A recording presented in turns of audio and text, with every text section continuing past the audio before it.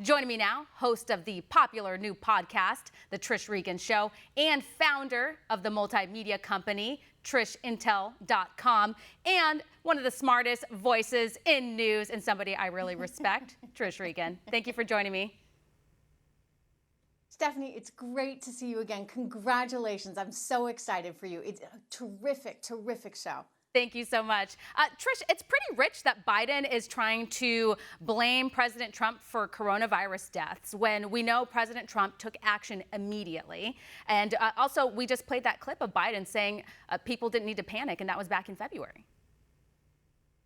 Well, look, it's really, really easy to Monday morning quarterback this thing, right? But the reality is, a lot of people just didn't know initially, number one. Number two, they were accusing Donald Trump. Don't forget, I believe Nancy Pelosi did a little tour through Chinatown in San Francisco, and Alexandria Ocasio-Cortez was really mad because she said people weren't eating at Chinese restaurants.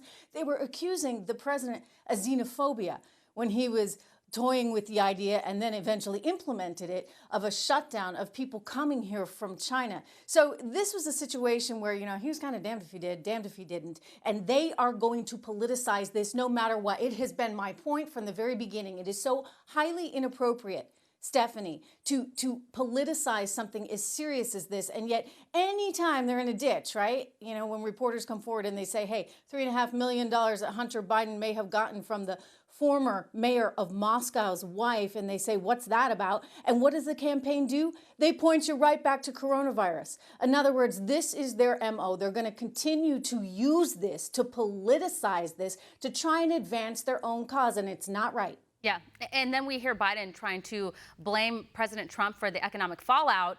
And this is a lot has to do with the states, the state lawmakers that continue to keep things shut down. And of course, coronavirus is serious, 200,000 deaths in this country. But there's a way to safely reopen America, and we've seen that executed properly in some states. And we just saw Florida reopen.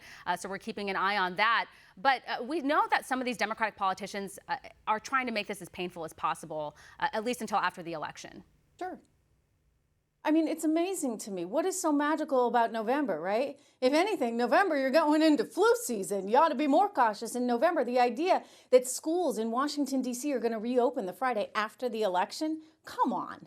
I mean, I hate how political they have made this. It is so highly wrong. This is a very, very serious thing, right? And we need an approach where we're able to conduct our lives and engage in commerce. Because I'll tell you, Stephanie, we need a strong economy if we're going to fight this thing, right? You can't just shut everything down.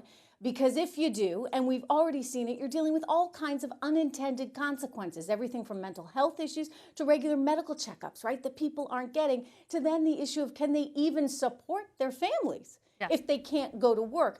It's a huge intrusion on privacy. And bottom line, there is no trust for the individual. There is no belief that somehow you or I or anyone else can make the right decision when it comes to protecting ourselves. Absolutely. And addiction and suicide, we see the numbers going up. It's tragic. Americans need to get back to work. They need to have that opportunity, and obviously it needs to be done in a safe manner. Now, of course, this is something that we've talked about over the years, is how leftists and Obama, they would try to take credit for President Trump's economy, and we saw Biden doing that again during the debate. But then now they don't want to take any credit for the COVID-19 economy, which is not great. But when there's a recovery, they're going to try to take credit for that. Listen, I got to tell you, I started yelling at the TV. I really don't get that animated, right, when during these debates. But listen, this is my wheelhouse. I have spent my entire career covering the economy and business.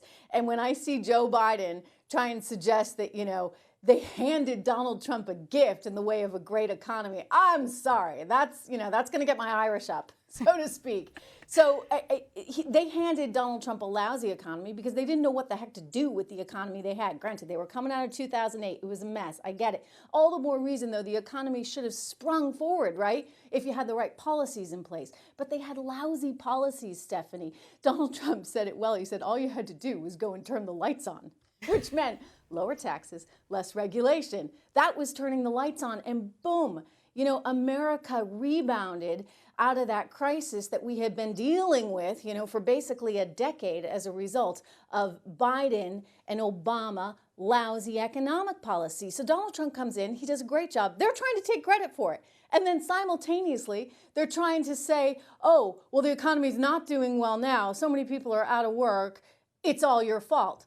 I mean, this is a man, Joe Biden, frankly, and I'm just going to say it, okay, because I have enough experience in the field of economics to be able to call it like it is on this one. This is a guy who does not understand economics. He does not understand business. He wants to tax businesses 28% instead of the 21% that Donald Trump has put forward. You know what that's going to mean? That's going to mean businesses are going to go right back to doing what they did during the Biden-Obama years. They're going to go offshore. We're going to lose opportunities if this man has his way on economic policy. So, sorry, I'm getting my Irish up again. But when it comes to the economy, you know, these things really shouldn't be in dispute. Well, it's all good points there. And then we hear Biden talking about like America made and bringing jobs back in the manufacturing industry. Why didn't he do that before? And also, his plan doesn't actually allow for that. His plan is more taxes, more regulation. So how would that create more jobs here and incentivize businesses and manufacturers to come back to America? It doesn't. And so President Trump called him out on it, and we're going to roll the tape. He talks about these great trade deals. You know, he talks about the art of the deal. China's perfected the art of the steal. We have a higher deficit with China now than we did before. We have the highest trade deficit China with ate Mexico. your lunch, down 18%. China ate your lunch, Joe. China ate your lunch, Joe. Listen, I think that Joe Biden just doesn't really fundamentally get this, right? He's a politician. All right, maybe I'm expecting too much of the guy. He is a politician after all. I like the idea of having somebody who's actually run a business there trying to run the country because they're approaching the whole thing from a very different standpoint. Joe Biden is just thinking about how he appeals to his base, how he gets elected. And in order to do that, he's got to make the Alexandria Ocasio-Cortezes of the world, the Bernie Sanders of the world, the Elizabeth Warrens of the world really happy right now, Stephanie. And so what he's talking about is a total redistribution of wealth. I'm sorry, we've tried this before all around the world. You know, Soviet Union, Communist Cambodia, Cuba, Venezuela. This never ends well. Yeah, and you probably noticed this. It was Biden versus Biden on the Green New Deal on the debate stage, and we also have video of that. Roll it. And here's the deal. He's talking about the Green New Deal, and it's not $2 billion or $20 billion, as you said.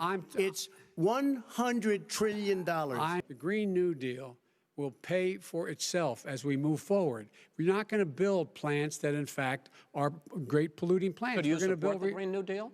Pardon me? Do you support? No, I don't support the Green New Deal. Oh, you don't? Oh, well, that's a big statement. I support that means you the just lost the radical left. I support the Biden plan. So, Trish, does he support the Green New Deal or he doesn't support the Green New Deal? And I wonder what Congresswoman Alexandria Ocasio-Cortez thinks about all this. Well, apparently now she's saying I'm going to work with him. she's going to bring him around to her side of the fence. Look, you know, he's got his deal, she's got hers. They'll meet somewhere in the middle. Bottom line, it's going to cost you, Stephanie. It's going to cost me. It's going to cost every single American. You know, I have no problem with putting things in place that are market driven, that you create incentives for the individuals to want to do things. There are ways to affect all of this on the fringes, right? On the edges. I mean, you look at Brazil in the 1970s. They were dealing with an energy crisis. They wanted to become energy self-sufficient. They had all that sugar cane that they could turn into ethanol. And so what did they do? They started putting gas stations, ethanol stations within the gas stations, right? All over Brazil. And the government said, you know, you got to have at least one ethanol station.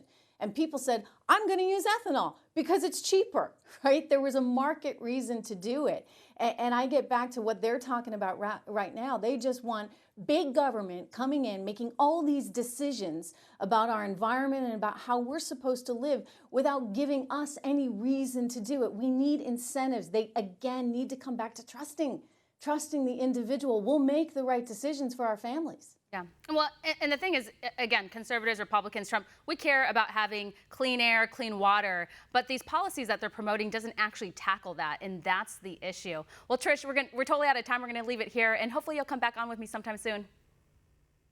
I'd love to. Thank you so much. Thank you.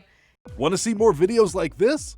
Click on the link below and subscribe to One America News on YouTube, and call your cable provider and kindly demand that One America News is added to your lineup. Call and subscribe today.